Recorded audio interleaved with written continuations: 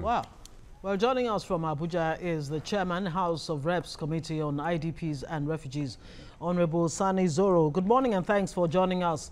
Let me borrow a lift from correspondent Joke Adisa, who said that, while the controversy around the Hello, good morning, all of you. Yes, good morning to you. While the controversy around the diversion of monies meant for IDPs is raging, the IDPs themselves are the worst for it.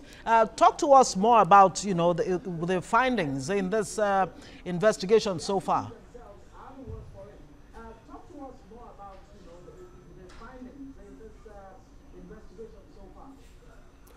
Well, thank you very much for this revelation this morning. And to go straight to your question, I can say without any equivocation that the situation of the internally displaced persons in Nigeria is a very pathetic one. It's a very sad development. As over the years, especially the last 8 years, internally displaced persons, especially arising from the crisis in the northeastern parts of Nigeria, have been left to their own fate. It has shown clearly that the managers in charge of the agencies that are to deliver relief materials, as well as other initiatives of the federal government, have actually betrayed those who have appointed them. It is a story of corruption-driven agencies.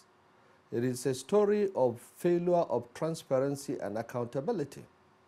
Now, we were in the northeastern parts of the country only 3 weeks ago, and right from the opposite of University of Maiduguri, you see internally displaced persons living in subhuman conditions, packed in thatch roofs, cornstick and thatch roofed houses as if they were local chickens. There are up to 2 million plus in Nigeria, dispersed all over Nigeria. If you go to in Lagos over there, you go to Badia area, you go to Sango Ota in Ogun State, you go to Edo State, around Okada area, they are living there. They have dispersed in all sorts of directions, to the extent that the agencies responsible for caring for them do not even know their number. Now, apart from those that are victims of the terror campaign of the Boko Haram in the northeastern parts of the country, recently there have been internally displaced persons arising from the flood disaster that has consumed so many communities in 16 states out of the country. Now, that is on top of protracted internal displacement situations in places like Cross River, arising from the judgment of the International Court of Justice, which ceded parts of Nigerian territory to Cameroon. Now, there is also the influx of Cameroonian refugees that have swelled the numbers to about 33,000 in Cross River, Benue, as well as Taraba states. These are the parts of Nigerian territory that have contiguous border with Cameroon. Now, we also have over 60,000 refugees in Cameroon arising from the Boko Haram crisis. We have over 100,000 in Niger Republic, as well as well over 30,000 in Chad Republic. Nigerians are not aware of the enormity of this crisis, and because of the insensitivity of those who have been charged with caring for these internally displaced persons, it has been estimated by United Nations agencies that deal with these issues, international non-governmental organizations, and several other non-governmental organizations and experts in the humanitarian sector, that the impact of this will take decades actually to overcome.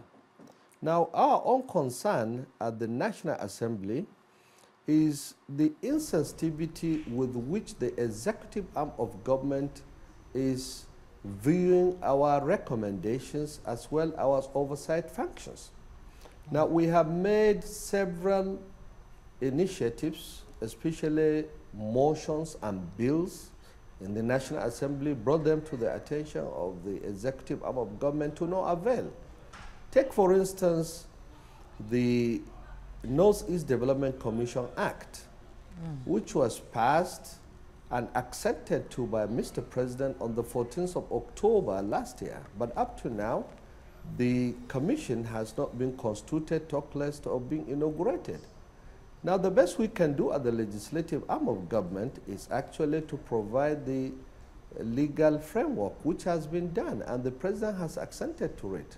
Now, why are we having agencies on ad hoc basis when actually they lack the capacity professionally as well as you know, even morally to lead such organizations? All right, Honorable Sani Zoro, let me interrupt you a little bit. The process leading to the shocking revelations. All right, Honorable Zoro. In public glare, public hearing was held. Everybody was asked to come and account. Honorable Zoro, let me interrupt you a little. Let me interrupt you a little. All these findings. Only for them. All these findings, sorry.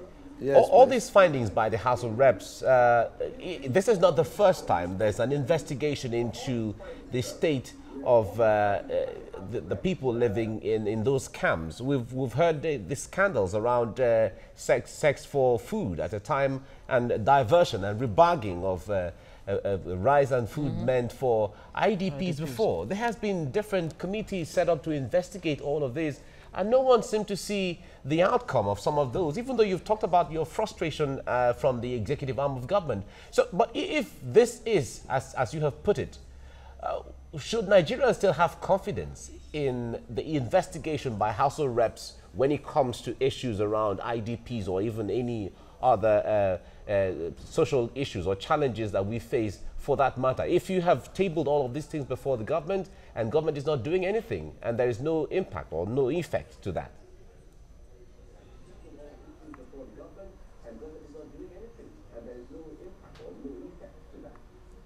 You see, Nigerians have to act. In fact, I, for one, as well as so many other members who are committed, you know, to the solution of this crisis, are ready to join issues with these people that we have indicted. Let them come any day, any time, even now, to join issues with us in public glare at a forum such as this one.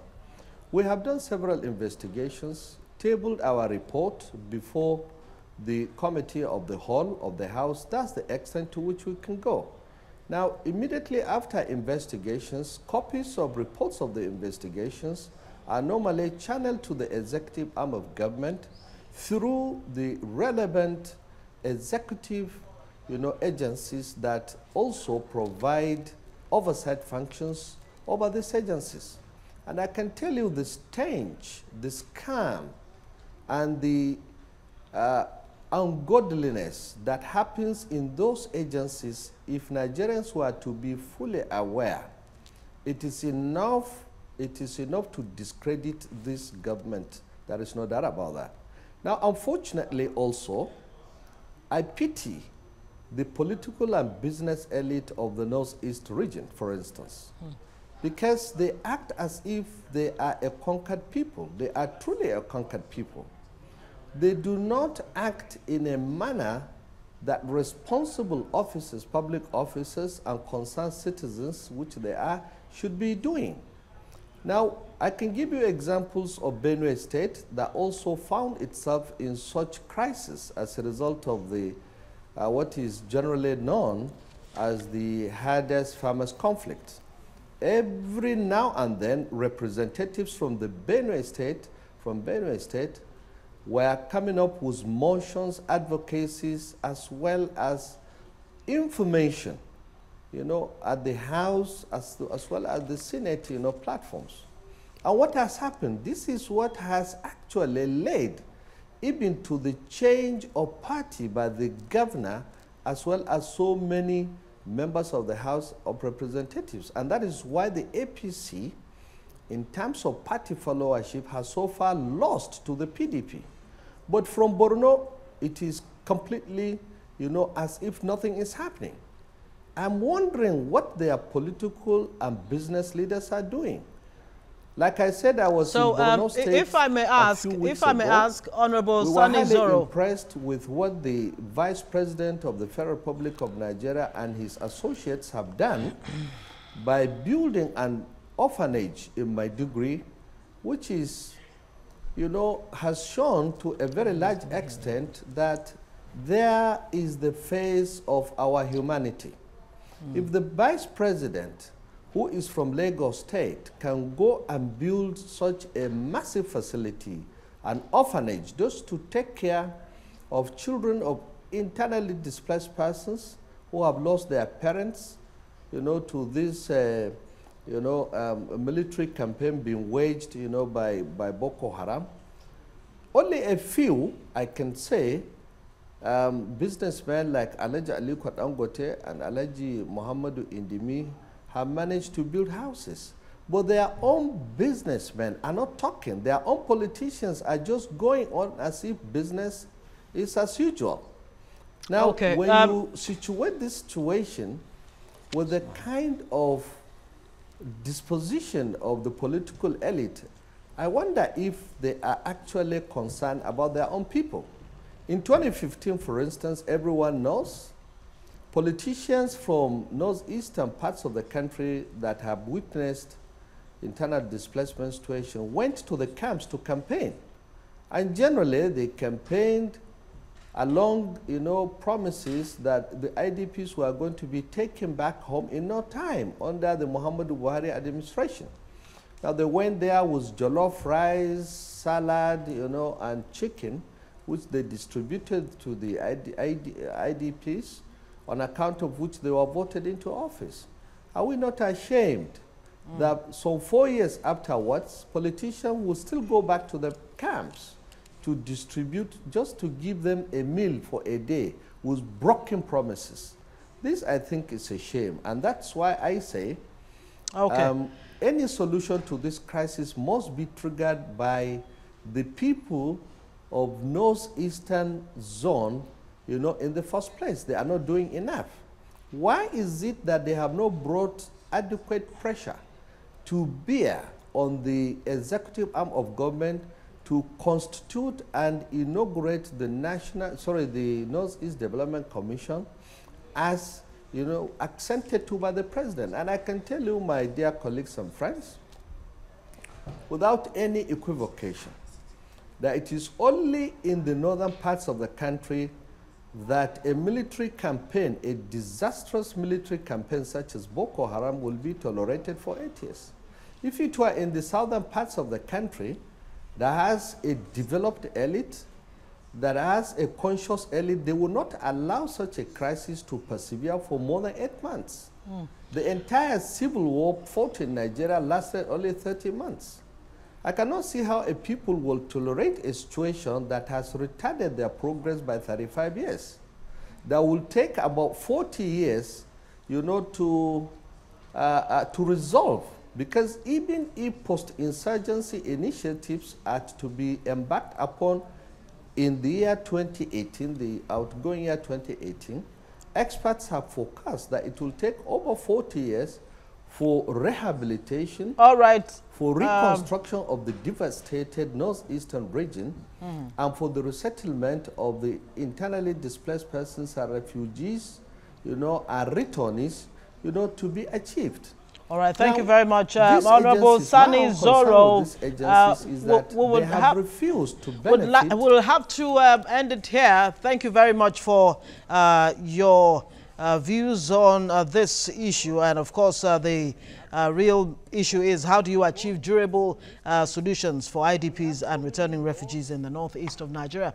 Honorable Sani Zoro is House of Reps Committee member on IDPs and refugees. Thank you so much for joining us. Chairman, actually.